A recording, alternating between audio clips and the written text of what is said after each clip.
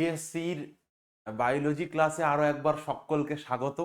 আমরা আজকের ক্লাসে তোমাদের সঙ্গে রয়েছি আমি সুকান্ত স্যার। আমরা আজকে যে বিষয়টা আলোচনা করব দারুণ ইন্টারেস্টিং একটা বিষয়। এবারে পরীক্ষাতে তো যা আসবে আসবেই, পরীক্ষার জন্য গুরুত্ব সে তো রয়েইছে, তার সঙ্গে বেশ আমাদের জন্য একটা ইন্টারেস্টিং বিষয় আলোচনা করব। এবং ইন্টারেস্টিং বিষয়টা কি, আমরা প্রত্যেককে গল্প শুনেছি, একটা বাচ্চা হয়েছে, কিছু বাচ্চা মুখটা কার মতো দেখতে হয়েছে, গায়ের রংটা কার মতো হয়েছে, এগুলো কিন্তু খুব একটা আকর্ষণীয় বিষয়। যে চোখ দুটো টানা টানা, শুধু যেন বলে কাছে আস, মুখটা কেমন হয়েছে, এগুলো বলে না, আমরা আমরা এগুলোর সঙ্গে খুব অভ্যস্ত। তো এইগুলো দিয়ে খুব একটা আগ্রহ থাকে যে ছেলেটা মায়ের মতো হলো, বলছে না গায়ের রংটা না মায়ের মতো হয়েছে, কিন্তু হাইটটা বাবার মতো। তো ফর্সা, লম্বা। এই যে বিষয়গুলো, অর্থাৎ একটা জিনিস ভালো করে বোঝো, এই মজার গল্পর উদাহরণ দিতে দিতে আমি একটা কথা বললাম, যে মতো মতো অর্থাৎ বলছে না বাবার মতো অথবা মায়ের মতো। এর মানে একটা কথা ঠিক দেখো, আমরা কখনোই বলতে পারি না যে 100%, কখনোই এটা বলতে পারবো না যে 100%ই মায়ের মতো দেখতে বা 100%ই বাবার মতো দেখতে, এটা কখনোই হয় না। সবসময় যেটা হয় ওটা। আবার এমনও হতে পারে কোনো কোনো ক্ষেত্রে পিতা মাতার বৈশিষ্ট্য মিশে গিয়ে একটা নতুন বৈশিষ্ট্য নিয়ে বাচ্চা জন্মগ্রহণ করলো। দেখবে এই এই এই মাতা পিতার বৈশিষ্ট্য মিশে গিয়ে নতুন যত ভ্যারাইটি বাচ্চা জন্মগ্রহণ করবে, সে তত জেনেটিক্যালি ডেভেলপড হবে, সে তত জেনেটিক্যালি মডিফাইড হবে, তত অ্যাডাপ্ট হবে। এগুলোর কারণ কি? এগুলোর কারণ হচ্ছে এই বাচ্চা যখন জন্ম নিল, তখন পিতা মাতার বৈশিষ্ট্য কার মাধ্যমে এলো, সেই ক্রোমোজোমের বিষয়ে আমি পরে আসছি। সেই বৈশিষ্ট্যটা এসে বাচ্চার মধ্যে একটা ঘটনা ঘটে, আমি বলবো পরে, দ্যাট ইজ ক্রসিং ওভার। তার সুন্দর ঘটার ফলে একটা অন্যরকম বিষয়বস্তু আসে, তো আলোচনা পরে আসে। এখন এই যে ক্রোমোজোমের যে কথা আমরা বললাম, আমরা একটা চ্যাপ্টার যখন কোষ পড়েছিলাম, সেই কোষের মধ্যে দেখো মনে করে একটু, একটা 2 স্তর বিশিষ্ট নিউক্লিয়াস ছিল, যার বাইরের একটা লেয়ার, ভিতরে একটা লেয়ার। এর মধ্যে একটা জায়গায় এরকম ডেন্সড, যার নাম ছিল নিউক্লিওলাস। আর এছাড়াও এর মধ্যে এরকম সরু সূত্রাকার অনেক জালক উপস্থিত।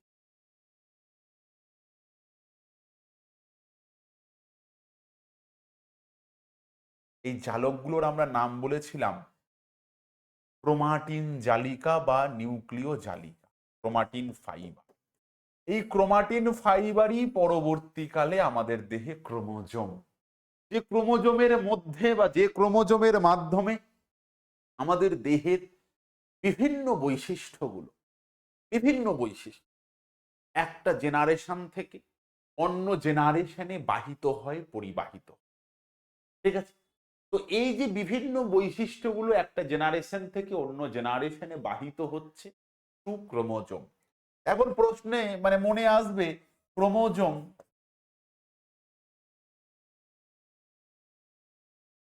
ক্রোমোজোম ছাড়াও ডিএনএ এর বিষয় আছে, এই বিষয়গুলো কি? এই বিষয়গুলো আমরা পরবর্তীকালে আলোচনা করব। আবার আমাদের মনে অনেক সময় আরো একটা টার্ম শুনেছি যেটা ঘোরাফেরা করে, স্যার আরএনএ, একে আপনি কেন বাদ দিচ্ছেন? অ্যাকচুয়ালি এই আরএনএটা কিন্তু আমাদের দেহের কোনো জেনেটিক মেটেরিয়াল নয়। জেনেটিক মেটেরিয়াল নয় মানে কি বলছেন স্যার, এটা জেনেটিক মেটেরিয়াল নয়? আমাদের দেহের জেনেটিক মেটেরিয়ালটা ডিএনএ, ডিঅক্সিরাইবো নিউক্লিক অ্যাসিড। একদম ব্যাকটেরিয়া থেকে শুরু করে সমস্ত হায়ার যারা রয়েছে সবার দেহেই ডিএনএ জেনেটিক মেটেরিয়াল। একমাত্র কিছু ব্যাকটেরিয়া, সরি, কিছু ভাইরাস আছে, কিছু ভাইরাস আছে যাদের দেহে আরএনএটা জেনেটিক মেটেরিয়াল, লাইক কোভিড 2 বছর যার জন্য গোটা পৃথিবীটা থেমে গেল, যাকে আমরা খালি চোখে দেখতেই পাই না, ভাইরাস। তাহলে কিছু কিছু, আমি বারবার বলছি, কিছু কিছু ভাইরাস আছে, তাদের আবার দুভাগে ভাগ করা হয়, ডিএনএ ভাইরাস এবং আরএনএ ভাইরাস। অর্থাৎ যাদের মধ্যে ডিএনএ থাকে তারা ডিএনএ ভাইরাস, যাদের মধ্যে আরএনএ থাকে তারা আরএনএ ভাইরাস। একমাত্র ভাইরাস যাদের দেহে ডিএনএ এবং আরএনএ বোথ প্রেজেন্ট থাকে না, এনি ওয়ান, যে কোনো একটা উপস্থিত। ওকে, তাহলে এই ক্রোমোজোমের বিষয়ে আমরা আলোচনা করব।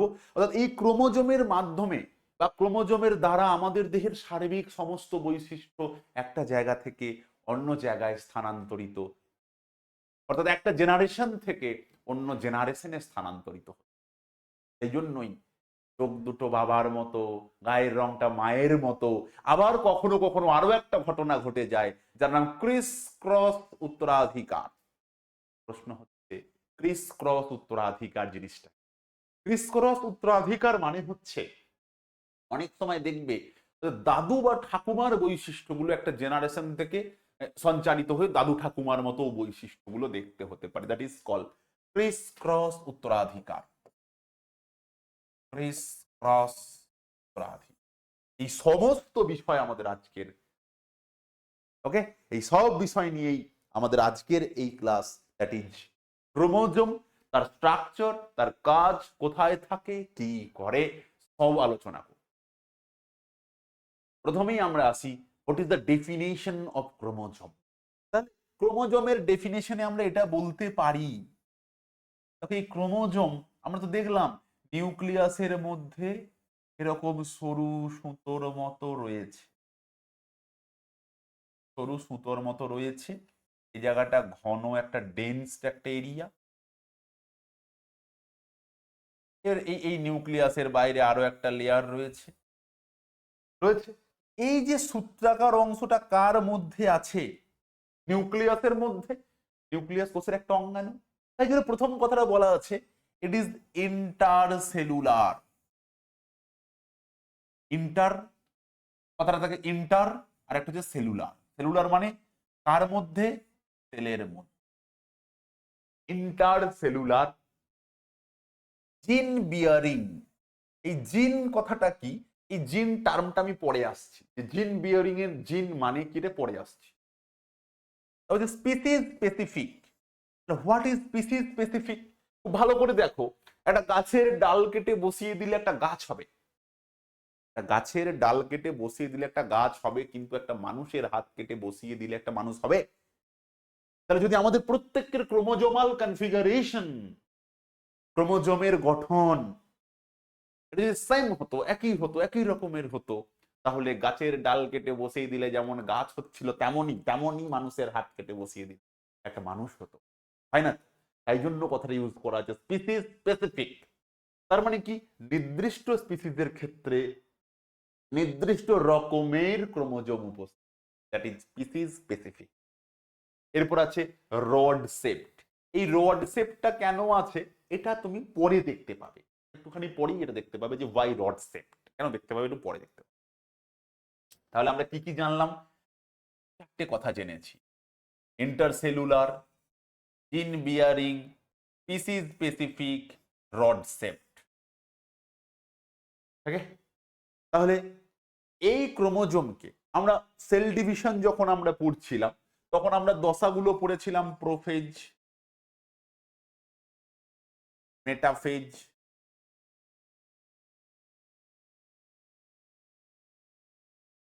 অ্যানাফেজ,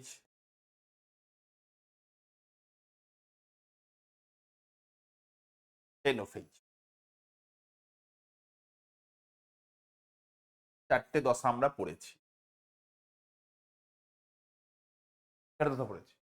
এই চারটে দশার মধ্যে পরীক্ষায় খুব প্রশ্ন আসে, কোন দশায় ক্রোমোজোম গুলোকে ভালোভাবে গোনা যায়, কোন দশায় ক্রোমোজোম গুলোকে ভালোভাবে দেখা যায়।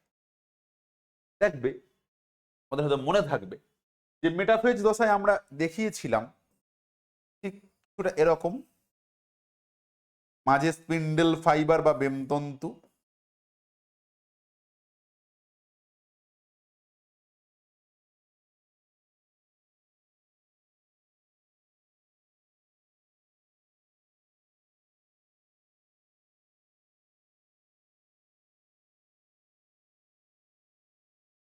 মেটাফেজ দশায়। আর অ্যানাফেজ দশায় দেখিয়েছিলাম জিনিসটা, দেখো মনে পড়বে হয়তো তোমাদের, কারণ সেল ডিভিশনটা পড়েই তোমরা এটা যখন দেখবে এটা মনে পড়বে।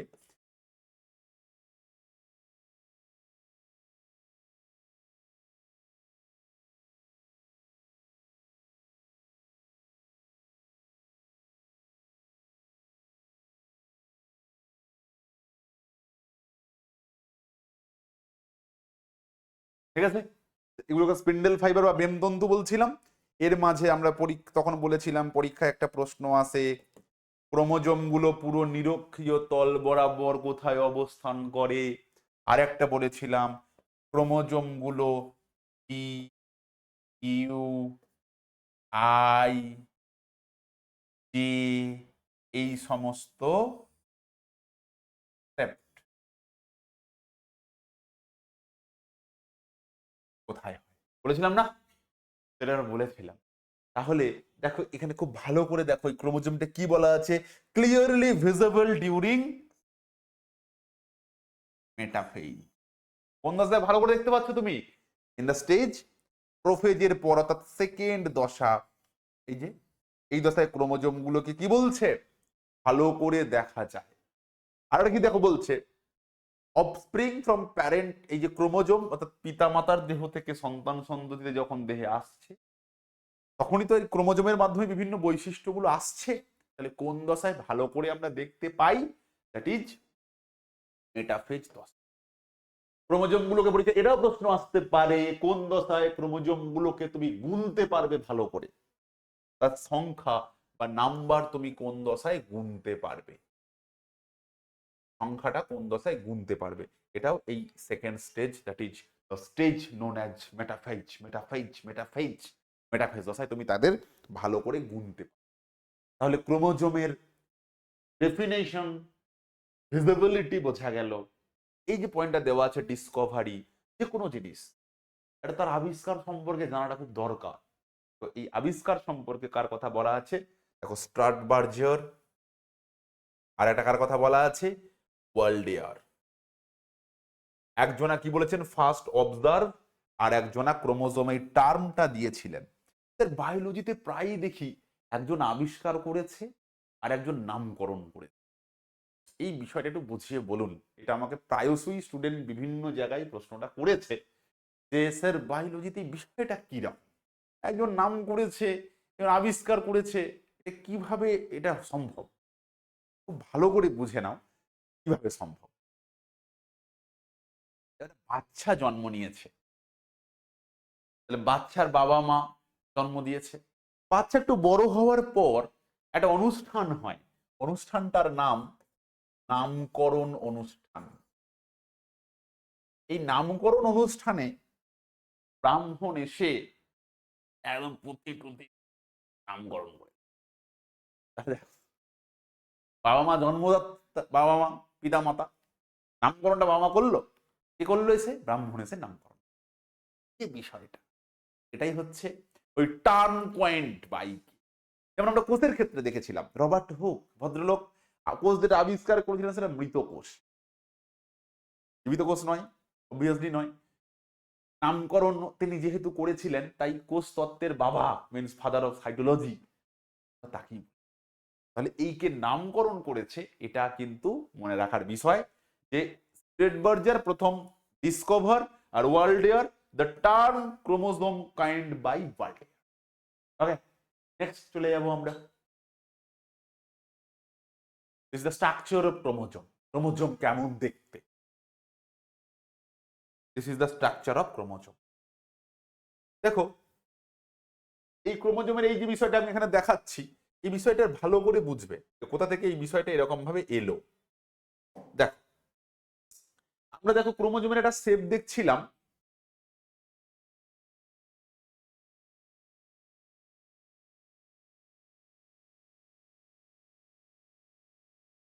এটা। এবার এই যে দুটো বাহু দেখো দেখতে পাচ্ছ, এটা একটা, এটা একটা। এই যে বাহুটা দেখতে পাচ্ছ, মনে করো এই বাহুটাকেই এখানে জুম করে দেখানো হয়।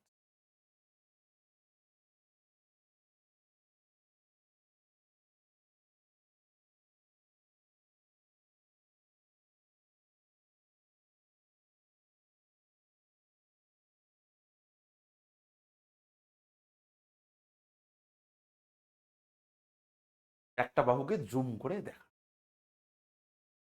স্ট্রাকচার অফ ক্রোমোজোম এই যে আমরা দেখতে পাচ্ছি, আমি নর্মালি যদি ড্র করি,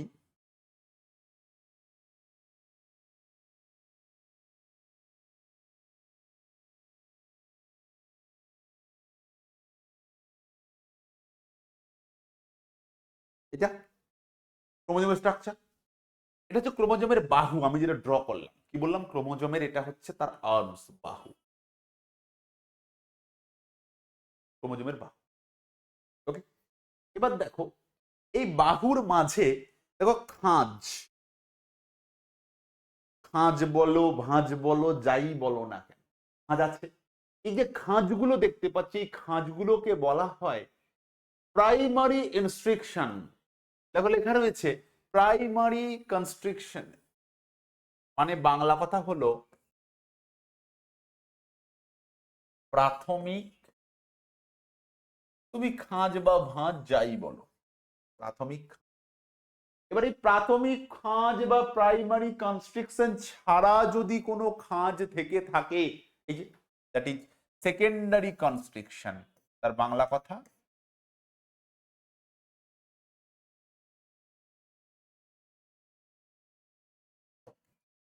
প্রাইমারি কনস্ট্রিকশনটা কি বললাম,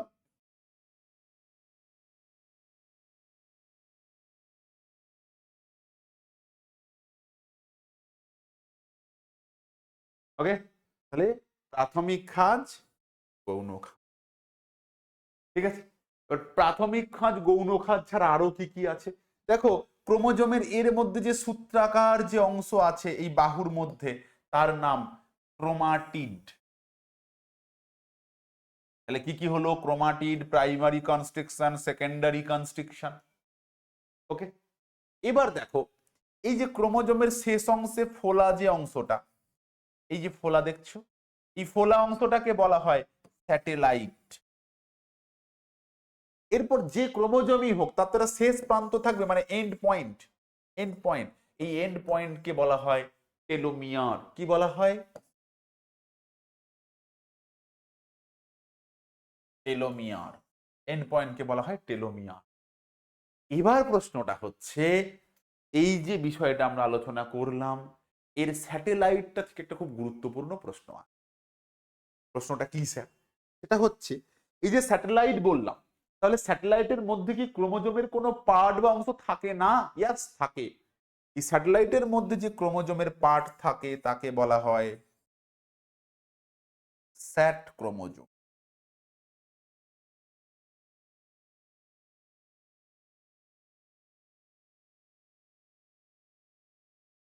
তাহলে আমরা কতগুলো জিনিস এখান থেকে জানলাম গো।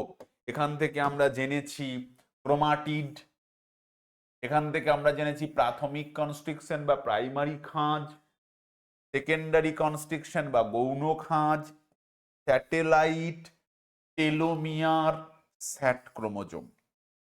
আশা করি এই ক্রোমোজোমের যে স্ট্রাকচার বা যে গঠন, এটা বুঝতে তোমাদের মেজর কোনো সমস্যা থাকবে না। দেখো এই চ্যাপ্টার কিন্তু তুলনামূলক সহজ বলাটা একটু ভুলই হবে, একটু জটিলতা আছে, অস্বীকার আমি করছি না, একটু জটিলতা আছে। কারণ প্রশ্ন তো আসে, তো আসেই, ভালোই আসে, একটু বেশি। ওকে, নেক্সট।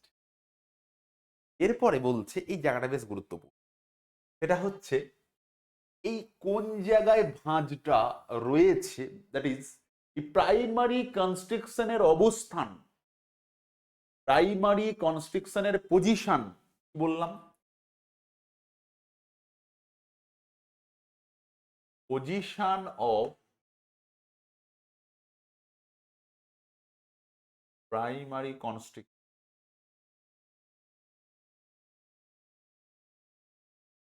এই প্রাইমারি কনস্ট্রিকশনের অবস্থান বা পজিশনের উপর বেস করে আমরা ক্রোমোজোমকে বেশ কয়েকটা ভাগে ভাগ করতে পারি। অর্থাৎ কোন জায়গায় ভাঁজটা বা খাঁজটা আছে, এই ভাঁজটা বা খাঁজটা যখন একদম ঠিক মাঝে থাকবে বাহুর, মানে আমি যদি আরো সুন্দর করে এখানে আঁকি, তাহলে ব্যাপারটা হচ্ছে এরকম।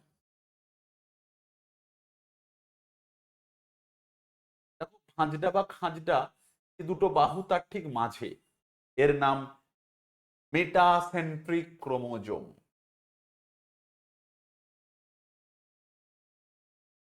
মেটাসেন্ট্রিক ক্রোমোজোম আমরা কাকে বলি? যখন প্রাইমারি কনস্ট্রিকশন বা প্রাথমিক খাঁজ বা প্রাথমিক ভাঁজ দুটো বাহুর ঠিক মাঝখানে থাকে, তখন তাকে আমরা বলে থাকি প্রাইমারি কনস্ট্রিকশন বা প্রাথমিক খাঁজ। ঠিক আছে, সরি, তাকে metacentric chromosome, sorry metacentric chromosome.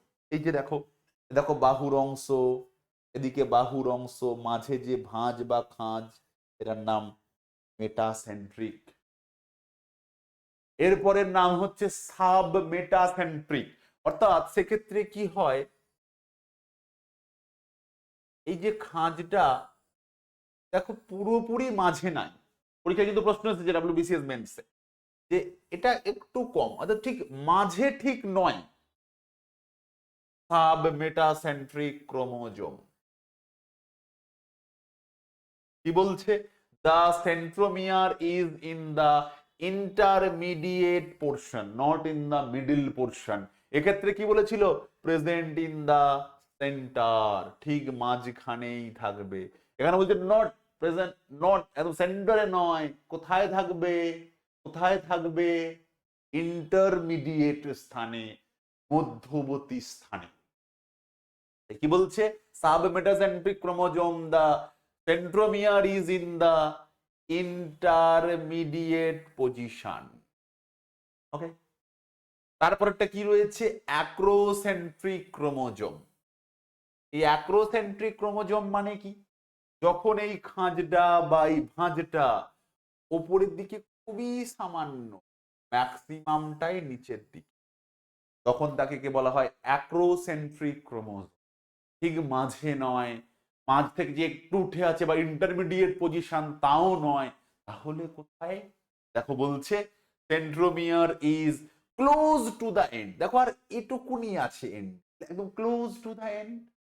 এই প্রাইমারি কনস্ট্রিকশন যখন ক্লোজ টু দ্য এন্ড, তখন হলো কি? অ্যাক্রোসেন্ট্রিক। আর যখন একদম এন্ডে, তখন টেলোসেন্ট্রিক। টেলোসেন্ট্রিকটা কেমন হবে যদি ছবিটা এখানে আঁকি? তাহলে ওপরে আর কিছু নাই, নিচে একদম এন্ড পজিশনে। তাহলে এরা কারা? এরা কারা? এরা কারা? এরা হলো প্রাইমারি কনস্ট্রিকশন, প্রাথমিক খাঁজ, প্রাথমিক ভাঁজ, যাই বলো না। এই প্রাইমারি কনস্ট্রিকশন বা প্রাথমিক খাঁজ বা প্রাথমিক ভাঁজ, তার অবস্থান অনুযায়ী, লোকেশন অনুযায়ী ক্রোমোজোম ক প্রকারের? 4 টাইপ। আর একটা খুব পরীক্ষায় প্রশ্ন আছে, আসেন্ট্রিক ক্রোমোজোম। কি বললাম? A C N R I C, acentric chromosome. Acentric chromosome মানে কি? যে ক্রোমোজোমে প্রাইমারি কনস্ট্রিকশন বা প্রাথমিক খাঁজ উপস্থিত থাকে না, তাকে বলা হয় আসেন্ট্রিক ক্রোমোজোম, অর্থাৎ অ্যাবসেন্ট অফ প্রাইমারি কনস্ট্রিকশন। তাকে কি বললাম? অ্যাবসেন্ট অফ প্রাইমারি কনস্ট্রিকশন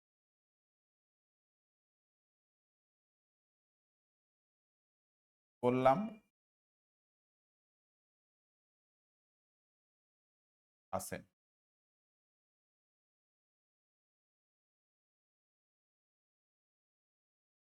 এই যে লাইনটা আমি লিখলাম, এই লাইনটা বহুবার পরীক্ষায় প্রশ্নে দিয়েছে।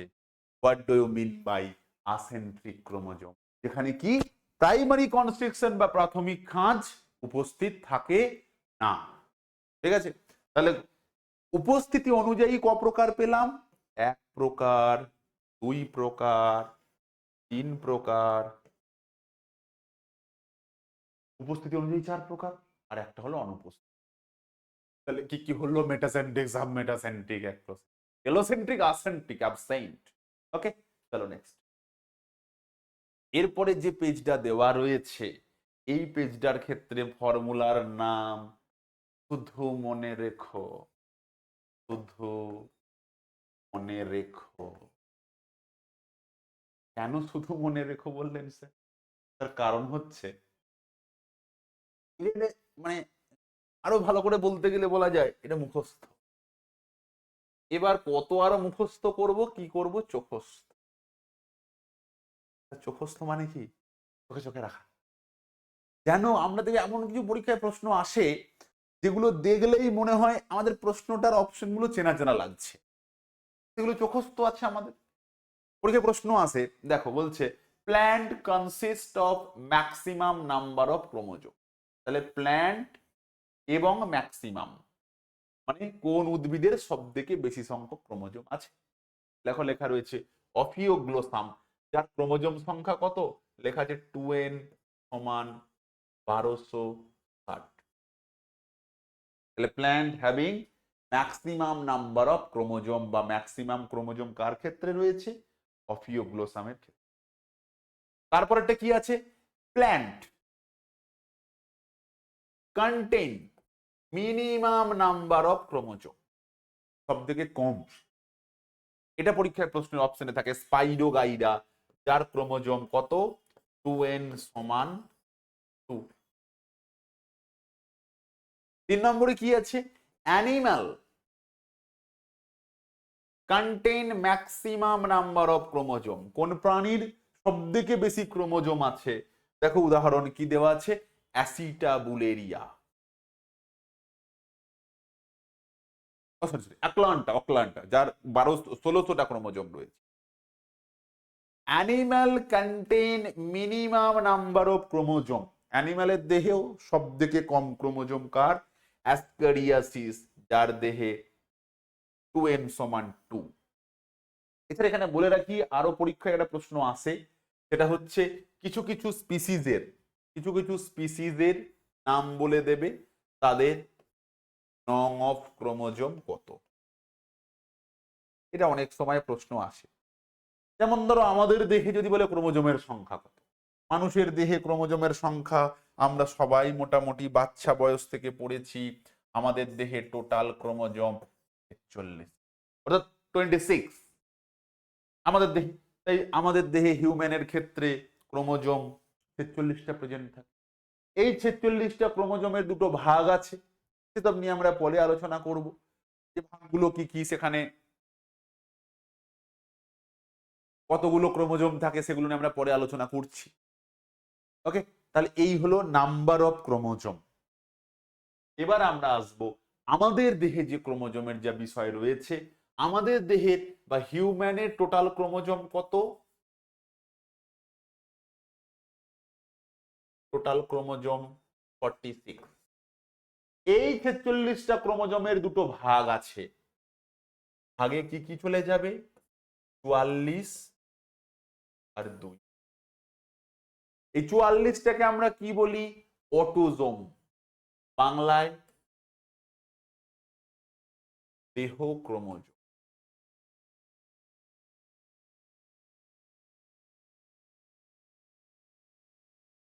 ক্রোমোজোম বা দেহ, যারা আমাদের দেহের এই যে স্ট্রাকচার, এই যে গঠন, যে চোখটা কেমন হবে, মুখটা কেমন হবে, লম্বা কেমন হবে, মাথার চুল, গায়ের রং, লম্বা, হাইট, মোটা, রোগা, এই যা কিছু বাহ্যিক বৈশিষ্ট্য, সমস্ত বাহ্যিক বৈশিষ্ট্য কন্ট্রোল করছে কে?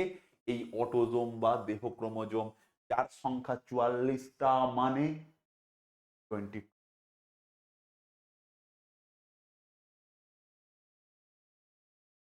আর একটা কি রয়েছে? Sex chromosome. It detect our sexuality, অর্থাৎ ছেলে হবে না মেয়ে হবে, বেটা ছেলে না বেটি ছেলে, মেল নাকি ফিমেল, এটা ডিটেক্ট করছে এই সেক্স ক্রোমোজোম। তার সংখ্যা কত? 1 পেয়ার, এক জোড়া। সেটা যদি মেল হয় তার মধ্যে কি থাকবে? এক্স ওয়াই, যদি সেটা ফিমেল হয় এক্স এক্স। এদের কাজ কি বললাম? এদের কাজ হচ্ছে সেক্সুয়াল ফাংশন গুলোকে কন্ট্রোল। তাহলে ঠিক আছে, তাহলে আমাদের দেহে যদি একজন মেল হয়, পুরুষ হয়, তাহলে তার দেহে 44টা অটোজোম থাকবে, তার সঙ্গে এক্স ওয়াই। আর যদি ফিমেল হয় তাহলে তার দেহে 44টা অটোজোম প্লাস এক্স এক্স। এই যে ওয়াই ক্রোমোজোম আমি বললাম আমাদের দেহে আছে, এই ওয়াই ক্রোমোজোমকে বলা হয় হল্যান্ড্রিক জিন, দাড়িগোঁফ বার করা ছাড়া যার বিশেষ কোনো কাজ নাই। ঠিক আছে, এরপরে তিনটে কথা দেওয়া আছে, হ্যাপ্লয়েড, ডিপ্লয়েড, ট্রিপ্লয়েড। তাদেরকে আমরা প্রকাশ করি ছোট হাতের এন, 2n, 3n। বিষয়টা কি, এই যে আমাদের দেহে বলছি 46টা ক্রোমোজোম, দ্যাট ইজ 2n সমান 46। তাহলে আমাকে যদি বলে আমাদের দেহে হ্যাপ্লয়েড কত হবে, এন কত হবে, 23 হবে, সিম্পল। আর কিছু কিছু ক্ষেত্রে ট্রিপ্লয়েড ঘটে, শস্য নিউক্লিয়াসের ক্ষেত্রে ট্রিপ্লয়েডের কনসেপ্টটা আসে, ট্রিপ্লয়েডের যে কনসেপ্টটা বলা যায় 3n। তাহলে আমরা এই দেখো আমরা একটু আগে যেটা করছিলাম, এই যে সব জায়গাতেই কিন্তু 2n দিয়ে বোঝাচ্ছিলাম, তাহলে ডিপ্লয়েড যদি আমরা বার করতে পারি, কারণ আমাদের পিতার দেহ থেকে এবং মাতার দেহ থেকে একটা ক্রোমোজোম, তাহলে সেই বৈশিষ্ট্য ধরো, তাহলে পিতার দেহের ধরো আমার হাইট, পিতার দেহ থেকেও এসেছে, মাতার দেহ থেকেও এসেছে, তাহলে ডিপ্লয়েড বৈশিষ্ট্যটার নাম কি, হাইট, দ্যাট ইজ হ্যাপ্লয়েড। তার কারণ কি, আমার মাতার দেহে এবং পিতার দেহের বৈশিষ্ট্য দুটো একসাথে একই বৈশিষ্ট্য নয়, আলাদা আলাদা হতে পারে, দ্যাট ইজ 2n দিয়ে প্রকাশ করা হয়। আর হ্যাপ্লয়েড অর্ধেক, অর্থাৎ বৈশিষ্ট্যটা কি, হাইট, গায়ের রং, মাথার চুল, মোটা না রোগা, এগুলো যে বৈশিষ্ট্য, এগুলো ফিচার্স, আশা করি বুঝতে পারছো। তাহলে হ্যাপ্লয়েড, ডিপ্লয়েড এবং ট্রিপ্লয়েড। এই ট্রিপ্লয়েডটা কি বললাম, কিছু কিছু ক্ষেত্রে ওই যে শস্য নিউক্লিয়াসের ক্ষেত্রে বোঝায়, শস্য নিউক্লিয়াসের ক্ষেত্রে ট্রিপ্লয়েড দেখা যায়। পরীক্ষায় প্রশ্ন আছে এন্ডোস্পার্মে কোন সেট অফ ক্রোমোজোম উপস্থিত থাকে, দ্যাট ইজ ট্রিপ্লয়েড উপস্থিত। আমাদের জনন মাতৃকোষে কি থাকে, হ্যাপ্লয়েড। আমাদের দেহকোষে কি থাকে, আমাদের দেহকোষে থাকে ডিপ্লয়েড। তাহলে ঠিক আছে, তাহলে এই যে অটোজোম কোথায় থাকে, এটা হচ্ছে ওই যে আমাদের দেহকোষ বা সোমাটিক, সেখানে সবসময় কি হবে কনসেপ্ট, 2n। সেক্সুয়ালিটির ক্ষেত্রে, সেক্সুয়াল ক্রোমোজোমের ক্ষেত্রে আশা করি কোনো সমস্যা নেই এ পর্যন্ত। এগুলো কিন্তু পরীক্ষায় একটু কঠিন লাগতে পারে, বারবার বলছি একটু কঠিন লাগতে পারে, কিন্তু এতটা ক্লিয়ার করে নিতে হবে যেন কঠিন মনে না হয়। নেক্সট, এবার আমরা কতগুলো ইম্পর্টেন্ট টার্মিনোলজি সম্পর্কে পরিচিত হব, যেটা আমরা অলরেডি পড়েছি অবশ্য। দেখো, এক্স এক্স কাকে ডিনোট করবে গো, it denote the female sex chromosome, করবে ফিমেল। এক্স ওয়াই কাকে ডিনোট করবে, মেল। আমি একটু আগে বলে এলাম এই ওয়াই ক্রোমোজোমকে কি বলে, এটা বহুবার পরীক্ষায় এসেছে, একে বলা হয় হল্যান্ড্রিক জিন। তারা পুরুষের দেহে পুরুষালী যে বৈশিষ্ট্যগুলো আছে, দাড়ি গোঁফ বার করা, এটা তার মেন কাজ। আমাদের দেহে মোট ক্রোমোজোম কত, অলরেডি জানি আমরা 46। এই 46-এর মধ্যে মেলের দেহে কতগুলো, 44টা autosome plus X Y. This is the configuration of male. আর কনফিগারেশন অফ ফিমেল কি হবে, 44টা অটোজোম প্লাস এক্স এক্স। তাহলে মেলের ক্ষেত্রে এবং ফিমেলের ক্ষেত্রে ডিটেক্ট করে দিচ্ছে, আলাদা করে দিচ্ছে কে, তার নাম এই ওয়াই, দ্যাট ইজ হল্যান্ড্রিক। হল্যান্ড্রিক, ওকে। এরপরে আমি একটু আগে বলে এসেছিলাম যে আমাদের ক্রোমোজোমের লাস্ট অংশ যে ফোলা, যে অংশটাকে আমরা কি বলেছিলাম, স্যাটেলাইট।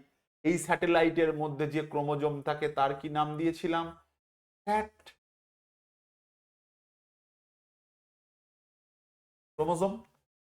এই যে স্যাট ক্রোমোজোম, পরীক্ষায় প্রশ্ন এসেছে what is the full form of SAT, sine acido chromosome, SAT, sine acido chromosome. এটা কোথায় প্রেজেন্ট থাকে, satellite. Satellite means the last bulb like structure present in chromosome। ক্রোমোজোমের শেষে যে একদম ধরো এটা ক্রোমোজোম, এই ক্রোমোজোমের বাহু হলো এখানে প্রাইমারি কনস্ট্রিকশন, তারপরে যে ফোলা যে অংশ সেটার নাম স্যাটেলাইট, এর মধ্যে থাকা ক্রোমোজোমের নাম ক্রোমোজোম। ওকে, তাহলে আমাদের যে ক্রোমোজোমের যে বিষয়টা, সেই ক্রোমোজোমের বিষয়ে রিলেটেড টার্মিনোলজি গুলো বোঝা গেছে। এরপর আমরা চলে আসব ক্রোমোজোমের রাসায়নিক গঠন বা কেমিক্যাল কনফিগারেশন। এই জায়গাটা কিন্তু বেশ গুরুত্বপূর্ণ, ভেরি ভেরি ইম্পর্টেন্ট। এখানে তিনটে জিনিসের কথা বলা আছে, খুব ভালো করে দেখো। একটার নাম নিউক্লিক অ্যাসিড, একটার নাম প্রোটিন, ঠিক আছে, আর একটা হচ্ছে সুগার। সরি, নিউক্লিক অ্যাসিড আর প্রোটিন, ক্রোমোজোমের দুটো উপাদান বা দুটো অংশ, একটার নাম নিউক্লিক অ্যাসিড, একটার নাম। এবার এই নিউক্লিক অ্যাসিড বলতে আমরা কাকে আগে বুঝি? এই নিউক্লিক অ্যাসিড মানে সে হবে ডিঅক্সিরাইবো নিউক্লিক অ্যাসিড অথবা হবে রাইবো নিউক্লিক অ্যাসিড, হয় সে দ্বিতন্ত্রী অথবা সে একতন্ত্রী, দুটোর মধ্যে কোনো একটা। তো এই নিউক্লিক অ্যাসিডের মধ্যে তিনটে জিনিস থাকার কথা: সুগার, নাইট্রোজেন বেস আর ফসফেট মূলক, তিনটে। ঠিক আছে, তো এবার ভালো করে বুঝবো একটা জিনিস, দুটো টার্ম আমরা জানবো, একটা নাম নিউক্লিওটাইড আর একটা নিউক্লিওসাইড। তো এই যে তিনটে এ বি সি, এই তিনজনই যখন উপস্থিত থাকে ক্রোমোজোমের মধ্যে, তিনজন টাইট করে বেঁধে আছে, তাই নিউক্লিওটাইড। কে কে? সুগার, নাইট্রোজেন বেস এবং ফসফেট মূলক, তিনজন টাইট করে বেঁধে আছে, তাই নিউক্লিওটাইড। এবার একটা কথা, নিউক্লিওসাইড, এই লাস্টকে সাইড করে দিয়েছে, তাহলে কে কে আছে? Sugar plus nitrogen base, nucleoside. তাহলে কি বললাম? সুগার প্লাস নাইট্রোজেন বেস কি হবে? Side. Sugar, nitrogen base, phosphate মূলক কি হবে? টাইট করে বেঁধে, সাইড। এবার ডিএনএ এর মধ্যে কি সুগার থাকে, আরএনএ এর মধ্যে কি সুগার থাকে? ডিএনএ এর মধ্যে ডিঅক্সিরাইবোজ সুগার,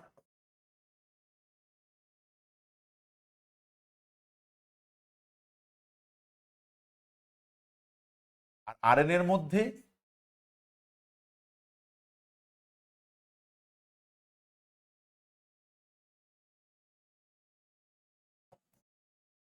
ঠিক আছে, তাহলে কি বললাম? একটা ডিঅক্সিরাইবোজ সুগার আর রাইবোজ সুগার, যেন ভুলে না যেও, যেন ঘুলিয়ে না ফেলো। ঠিক আছে, তাহলে ডিএনএ আরএনএ হলো, ডিএনএ দ্বিতন্ত্রী, আরএনএ একতন্ত্রী হয়ে গেল। এরপর আছে নাইট্রোজেন বেস। নাইট্রোজেন বেস আবার দু রকমের, একটার নাম পিউরিন, একটার নাম পিরিমিডিন। এই পিউরিন হিসাবে কে কে আছে? অ্যাডিনিন এবং গুয়ানিন। আর পিরিমিডিন হিসাবে কে কে আছে? Cytosine, thymine, uracil. এখন প্রশ্নটা এই জায়গায় দেখো, এই অ্যাডেনিন গুয়ানিনকে নিয়ে কোনো সমস্যা নেই।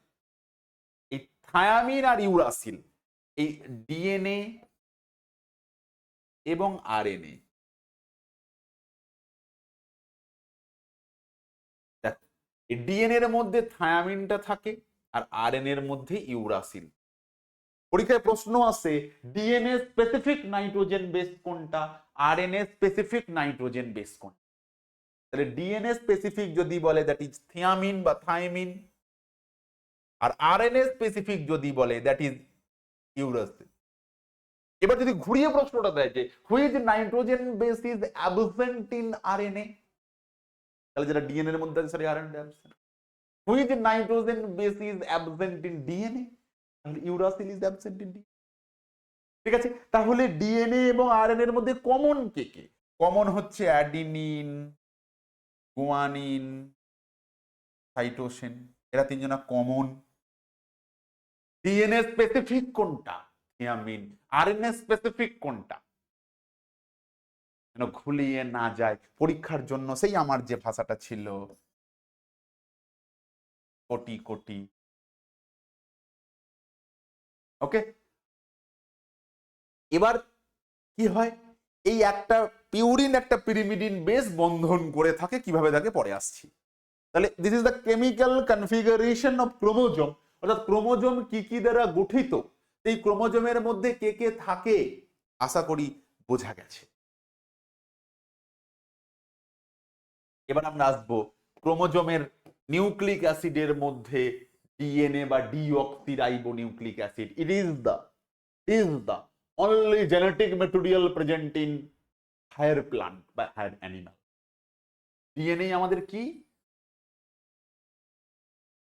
জেনেটিক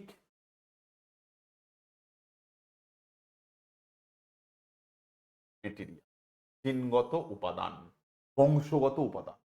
1953 খ্রিস্টাব্দে সায়েন্টিস্ট ওয়াটসন এবং ক্রিক এই ডিএনএ এর গঠনটা আবিষ্কার করেছিলেন। এই যে ডিএনএ যে দ্বিতন্ত্রী স্ট্রাকচার আমরা দেখতে পাচ্ছি, এই যে এরকম ভাবে একটা স্ট্রাকচার, এটা আবিষ্কার করেছে। এখন বলা হয় এই যে তারা যে ডিএনএ মডেলটা আবিষ্কার করেছিলেন, এটাকে বলা হয় চুরি করা মডেল। কারণ শোনা যায় নাকি তার বন্ধুরা, অর্থাৎ ওয়াটসন এবং ক্রিকের বন্ধুরাও নাকি এটা নিয়েই গবেষণা করছিলেন। তো সেই জন্য ওনারা এটাকে ধার করে বলে দিয়েছেন। মানে শোনা যায় এটা অ্যাকচুয়ালি যে লেভেলের লোক তার তো বন্ধু সে লেভেলেরই থাকবে, তো সাধারণ বিষয়।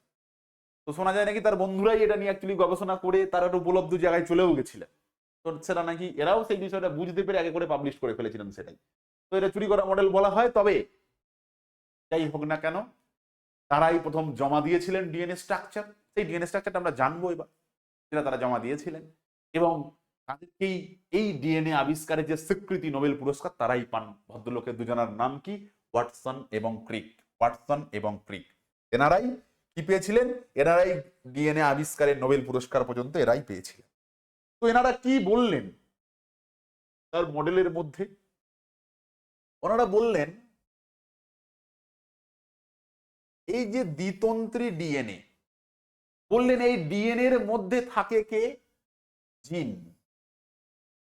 আমি পরে আসছি জিন টার্মটা নিয়ে, জিন টার্মটা নিয়ে আমরা অনেক কথা বলার আছে। ওনারা কি বললেন? এই ডিএনএ হলো আমাদের বেসিক জেনেটিক মেটেরিয়াল, যেটা আমি প্রথমেই বলে শুরু করেছি যে যদি বলে আমাদের জেনেটিক মেটেরিয়াল কোনটা, ডিএনএ, আরএনএ, বোথ নান, আমরা যে বোথ নানের ফাঁসে ফাঁসবো না, আমরা বলে দেব আমাদের জেনেটিক মেটেরিয়াল অনলি ডিএনএ। যত হায়ার প্ল্যান্ট, ব্যাকটেরিয়া থেকে শুরু করে যত উন্নত প্রাণী, সবার genetic material deoxyribo nucleic acid, that is DNA. Okay, এবার এই ডিএনএ এর যে দ্বিতন্ত্রী গঠন, সেই দ্বিতন্ত্রী গঠনটা আমাদেরকে জানতে হবে। This is the structure of DNA, structure Watson ও ক্রিক যেটা দিয়েছিলেন।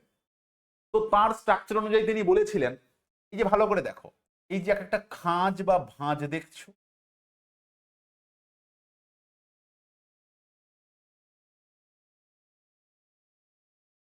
দেখছো? উনি বলেন এই প্রত্যেকটা খাঁজের দৈর্ঘ্য হচ্ছে 34 অ্যাংস্ট্রম। 34 অ্যাংস্ট্রম।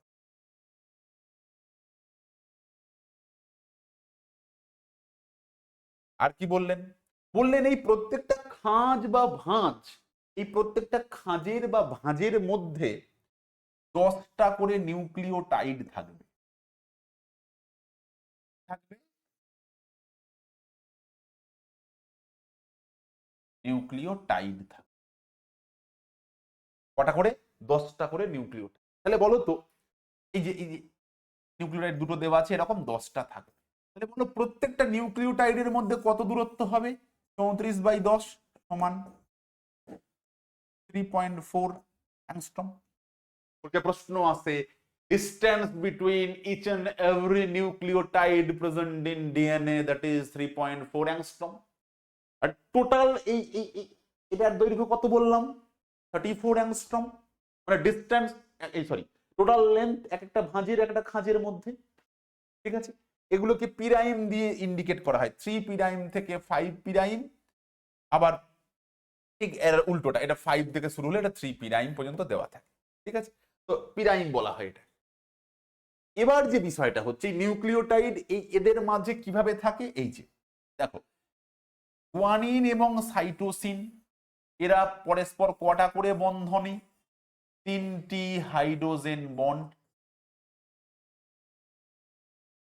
ঠিক আছে, এরা কে কে রয়েছে? আর এদের মাঝে সুগার এবং ফসফেট মূলক। তাহলে আমরা কি বলেছিলাম একটু আগে, যে সুগার প্লাস ফসফেট মূলক plus nitrogen base equal to nucleotide. এবার এই নিউক্লিওটাইডে আমরা এটা কি জানলাম, যে গুয়ানিন এবং সাইটোসিন মানে অলওয়েজ জি ট্রিপল বন্ড সি অথবা সি ট্রিপল বন্ড জি, যে কোনো কিছুটাই হতে পারে। ঠিক আছে, আর অ্যাডিনিন এবং থিয়ামিনের মাঝে কটা, দুটি হাইড্রোজেন, এই যে দুটো। তারপরে এটা এরকম হতে পারে এ ডবল বন্ড টি অথবা টি ডবল বন্ড ই। তার মানে এটা বলা যায় এই হাইড্রোজেনের এই ডিএনএ এর মধ্যে নিউক্লিওট, এই যে পিউরিন এবং পিরিমিডিন দুটো আমরা কথা শুনেছিলাম বেস, পিউরিনও যতগুলো থাকবে ততগুলোই কে থাকবে, পিরিমিডিন বেস। পিউরিন এবং পিরিমিডিনের সংখ্যা সমান হবে, কারণ এই যে পিউরিন আর পিরিমিডিন তো বেস পড়ে আছে। দেখো এটা দেওয়া আছে গুয়ানিন এবং সাইটোসিন, সাইটোসিন গুয়ানিন, দেখো যখন উল্টোটা হচ্ছে তখনও কটা বন্ধন, তিনটে। বা থায়ামিন অ্যাডিনিন, যদি অ্যাডিনিন থায়ামিন হয় তাহলেও দুটো। এই যে সিকোয়েন্স, এই সিকোয়েন্সটা আমাদের প্রত্যেকের ক্ষেত্রে আলাদা। তাই এই পৃথিবীতে তুমি শুধু তোমার মতো, তুমি কারুর মতো নয়।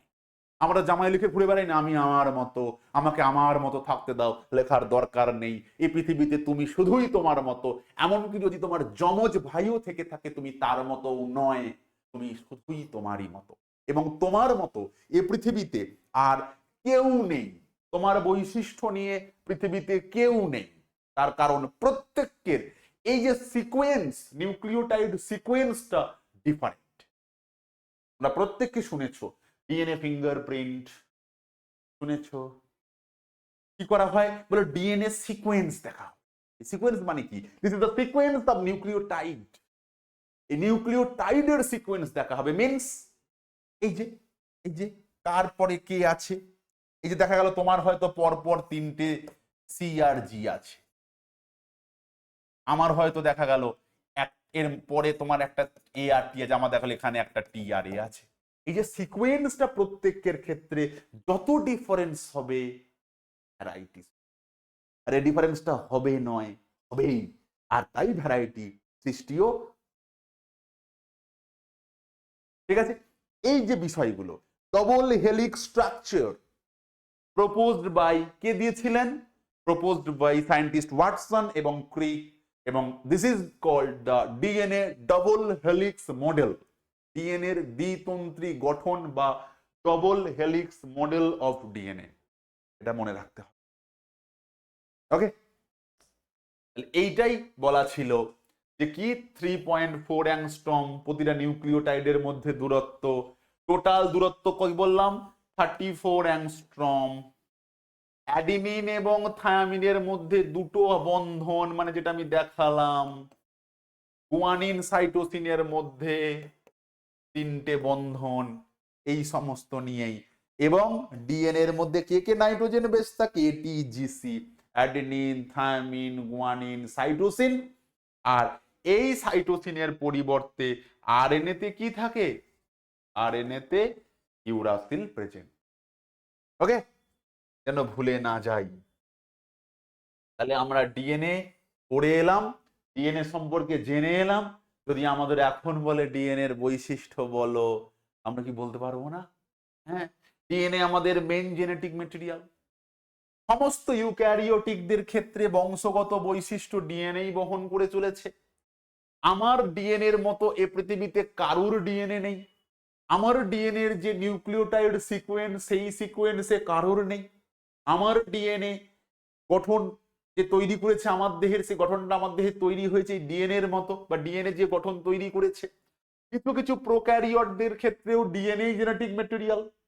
তাহলে আরএনএ কার ক্ষেত্রে জেনেটিক ম্যাটেরিয়াল, আমরা বলে এলাম আরএনএ সাম ভাইরাস, তার ক্ষেত্রে জেনেটিক ম্যাটেরিয়াল। এই ডিএনএ এর মধ্যে কে কে থাকে, ডিএনএ এর মধ্যে কম্পোনেন্ট হিসাবে ওই যে নিউক্লিওটাইড চেন রয়েছে মিনস এসব যদি আমরা নাও বুঝি, তাহলে ডিএনএ এর মধ্যে যেটা থাকবে সেটা হচ্ছে নিউক্লিক অ্যাসিড। আর তার সঙ্গে কি থাকবে? ডিএনএ এর সঙ্গে নিউক্লিক অ্যাসিড ছাড়া আর যেটা উপস্থিত থাকে সেটা কি? Protein, histone and non histone protein উপস্থিত থাকবে। এবং আমাদের দেহের যে এই যে সামগ্রিক যে গঠন, টোটালিটি, এই টোটালিটি বৈশিষ্ট্যগুলো এই ভদ্রলোকই বহন করে চলেছে, দ্যাট ইজ ডিঅক্সিরাইবোনিউক্লিক অ্যাসিড। তন্ত্রী হিসাবে কটা? Double helix. Okay, next RNA, ribonucleic acid. It is single standard,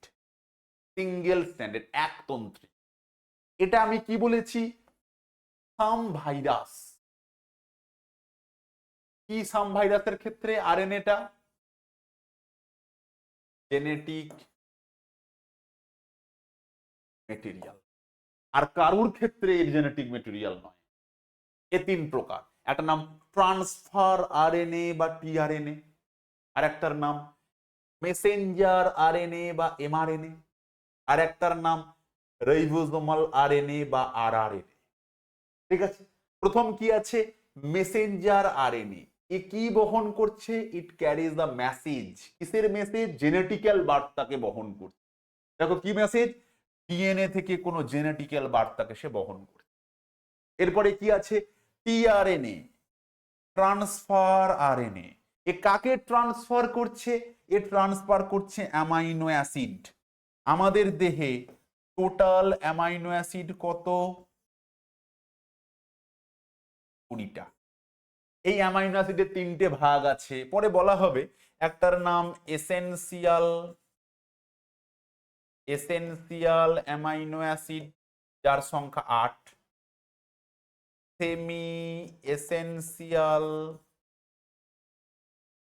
amino acid, যার সংখ্যা 2। আর একটা হচ্ছে নন এসেনশিয়াল অ্যামাইনো অ্যাসিড, যার সংখ্যা 10। এর মধ্যে এই যেগুলো আমাদের দেহে প্রয়োজন নেই সেগুলো আমাদের দেহে নিজে থেকেই উৎপন্ন হয়ে যায়, আর যেগুলো প্রয়োজন আছে সেগুলো আমাদের দেহে উৎপন্ন হয় না, এগুলোকে খাদ্যের মাধ্যমে আমাদের গ্রহণ করতে হয়। আর একটা কি বললাম? রাইবোজোমাল আরএনএ বা 3 প্রকারের রয়েছে। এরপর দুটো এক্সাম্পল দেওয়া আছে, ল্যাম্ব্রাস ক্রোমোজোম এবং পলিটিন ক্রোমোজোম। এই দুটো মনে রেখো, এদেরকে বলা হয় জায়ান্ট ক্রোমোজোম। আকার আকৃতিতে অনেক বড়, যেটার কোথায় উপস্থিত থাকে দেখবে দেওয়া রয়েছে। এটা তোমার জায়ান্ট ক্রোমোজোম বলা হয়, যেটা দেখা যায় কোথায়? সালিভারি গ্ল্যান্ড অফ ড্রসোফিলা, মাছির যে সালিভারি গ্ল্যান্ড সেখানে উপস্থিত। এগুলো জায়ান্ট, মানে এগুলো আকৃতিতে বড়। এটা পরীক্ষায় প্রশ্ন এসেছে ডাব্লিউবিসিএস মেন্সে 2বার, যে আকৃতিতে বড় ক্রোমোজোম কোনটা। ওকে, এরপর আমরা আসবো অত্যন্ত গুরুত্বপূর্ণ টার্ম, জিন। টার্মটা দিয়েছিলেন কে? সায়েন্টিস্ট জনসন দিয়েছে। এবং জিনকে বলা হয় আমাদের ভৌত এবং রাসায়নিক ইউনিট অফ হেরিডিটি, মানে ভৌত এবং রাসায়নিক সব থেকে ক্ষুদ্রতম একক বংশগতির। কেন? তার কারণ এই টার্মটা মনে রাখবে, each and every gene carries each and every character. আরেকবার, each and every gene carries each and every character. আমাদের প্রত্যেকটা বৈশিষ্ট্য, চোখটা কেমন, মুখটা কেমন, গায়ের রং কেমন, চুল কেমন, হাইট কেমন, মোটা না রোগা, এই প্রত্যেকটা বৈশিষ্ট্য বহন করে নিয়ে যাচ্ছে একটা নির্দিষ্ট জিন। এই টোটাল সমস্ত জিনের বৈশিষ্ট্যকে বহন করে আনা টোটাল সামগ্রিক রূপটা হচ্ছে ডিএনএ। তাই আমি বলছি each and every gene carries each and every character in human beings. একটা হিউম্যান বিংসের প্রত্যেকটা বৈশিষ্ট্য প্রত্যেকটা জিন ক্যারি করে নিয়ে যাচ্ছে। এটা কিন্তু শুধু মনে রাখলেই হয়ে যাবে যে কি, each and every character carries by, বললাম ইচ অ্যান্ড এভরি, অর্থাৎ এক একটা বৈশিষ্ট্য এক একটা জিন ক্যারি করছে। তাই each and every character carries by each and every gene. টার্মটা কে দিয়েছে একটু মনে রেখো। এবং এই জিনকে বলা হয় বংশগতির সবথেকে ক্ষুদ্রতম ভিত্তি বা বেসিক ইউনিট অফ জেন। ওকে,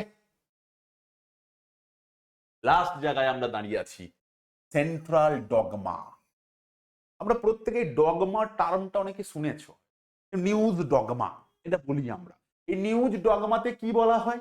এই নিউজ ডগমাতে বলা হয় একটা বড় কোনো খবর তাকে ছোট করে এক লাইন, আজকে ভারতবর্ষ ক্রিকেট খেলায় পাকিস্তানকে 200 রানে পরাজিত করেছে, আজকে প্রধানমন্ত্রী নরেন্দ্র মোদী এই জায়গায় এটা উদ্বোধন করেছে, আজকে মাননীয় মুখ্যমন্ত্রী ঘোষণা করেছেন, একটা কিছু বলা হলো। এই যে বিষয়গুলো এক এক লাইনে বলা হলো, দ্যাট ইজ কল্ড ডগমা। তারপর সেই বিষয়গুলোকে যখন ডিটেলসে বলা হবে তখন নিউজটা টোটালটা বলা হচ্ছে। এই সেন্ট্রাল ডগমা মানে আমাদের ক্রোমোজোমাল যা বিষয়বস্তু রয়েছে সেখানে এই ডগমার মাধ্যমে আমরা ছোট করে বিষয়টাকে বলছি। কি বলছি? দেখো, ডিএনএ, এই ডিএনএ থেকে ডিএনএও তৈরি হয়। ডিএনএ থেকে কি বললাম? ডিএনএ থেকে একটা ডিএনএ থেকে দুটো ডিএনএ তৈরি হয়। ডিএনএ থেকে ডিএনএ তৈরি করার প্রক্রিয়ার নাম রেপ্লিকেশন। ঠিক আছে, আবার ডিএনএ থেকে আরএনএ তৈরি করা হয় একতন্ত্রী, যার নাম ট্রান্সক্রিপশন। আরএনএ থেকে প্রোটিন সংশ্লেষ ঘটে, প্রক্রিয়ার নাম ট্রান্সলেশন। আবার কিছু কিছু ব্যাকটেরিয়ার ক্ষেত্রে দেখা যায় ওদের আবার আরএনএ থেকেও ডিএনএ হয়, প্রক্রিয়ার নাম রিভার্স ট্রান্সক্রিপশন। তাহলে আমরা কি কি জানলাম? রেপ্লিকেশন,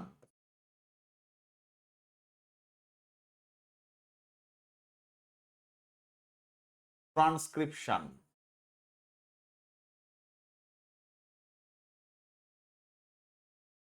ট্রান্সলেশন,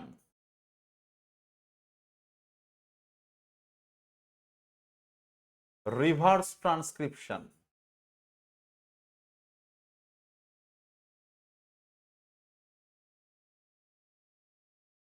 এই প্রক্রিয়ার সমস্তগুলোকে একসাথে আমরা বলি সেন্ট্রাল ডগমা।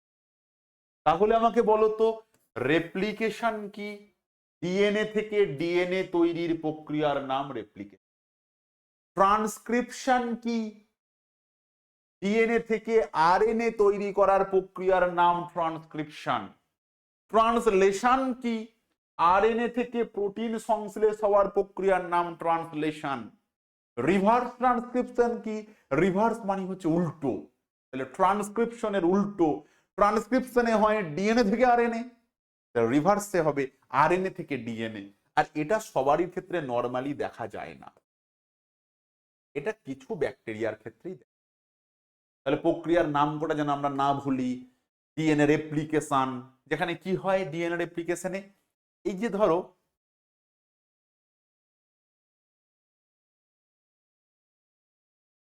কি হয় এটাই, এই রেপ্লিকেশনে এই যে ডিএনএটা দেখছো, এই ডিএনএটা তো দুটো তন্ত্রী, এই দুটো তন্ত্রী খুলে যায়, খুলে গেল, খুলে গিয়ে এই যেটা উৎপন্ন হলো, এ নিজের মতো আর একটা তন্ত্র তৈরি করে নেয়, এ এর মতো করে আর একটা তন্ত্র তৈরি করে নেয়।